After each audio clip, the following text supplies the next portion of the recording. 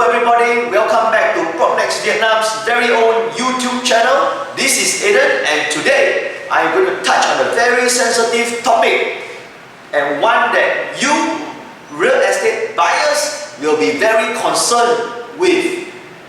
Today's topic is on the differences between buying a property from a F1 agency, F2 agency or even a developer's sales department. Every time I hear the same old question, buyers always ask real estate agents.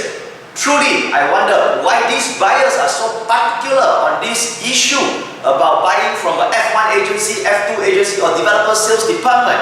Sure, I understand that buyers need the security knowing that they can get priority over their choice units. But are they truly getting real value on their property investments? Let me give you an insight into the world of real estate sales that you will definitely not hear from other salespersons, agencies and developers. Why is this so? Because there is simply a conflict of interest. It is all a marketing gimmick to win you over as a customer. Starting off, F1s are the main agencies that sign an agency agreement with developers so that commission can be paid to such agencies. In a nutshell, what you need to know is that developers will officially hold F1 agencies responsible for the sales result of a particular project, the assignment of product stock, the breach of contracts, and other issues related to sales policy. In accordance to the sales policy of each respective developers, these F1 agencies may or may not be assigned their own private stock list. Actually, nowadays, more developers understand the benefits of adopting a centrally managed product inventory, also known as the common stock. Even if private stock is assigned to these F1s and depending on their respective business strategies, chances are that most of the F1s are in the business of building a network of F2 agencies, and of course they will work hard to gain their support. Why is this the case, you may ask? It is simply because due to the competitive nature of agencies competing with each other to be F1 in the eyes of the developers. Also because developers are always evaluating the performance of such F1s, and that the F1's sales team alone will not be able to outperform the total combined sales transactions that come from all other F2 agencies in the market. Therefore, F1s definitely compete with each other to get F2s to sell for them. It is now easy for you to guess that those F1s that play fair with F2s in terms of allocating priority over products and share the highest commission to F2s will definitely have better sales results. That the F1s need to prove themselves to developers in terms of performance. So if you ask me, I do not see much competitive edge between the sales people of an F1 agency and that of an F2 agency. Additionally, if developers do allocate private product stock lists to the various F1s, chances are that the developers will provide a commission scale that increases in accordance to sales targets. The objective of each F1 and their salespeople in this case will then obviously to prioritize and push their own product stock. F2s on the other hand have the added luxury of prioritizing the property buyer's interest and benefit by accessing the various stock lists of all the F1s. There is nothing legally to bind an F2 to work exclusively with an F1. So in such case, don't you think that as a real estate consumer, as a customer, this position has more value and benefits to you?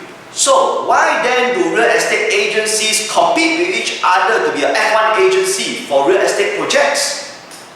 This is simply about money and growing the company's business. It has nothing to do with the interest of you, the real estate buyer. Now do you see the funny thing about buyers having this mentality that they must only buy from an F1 agency?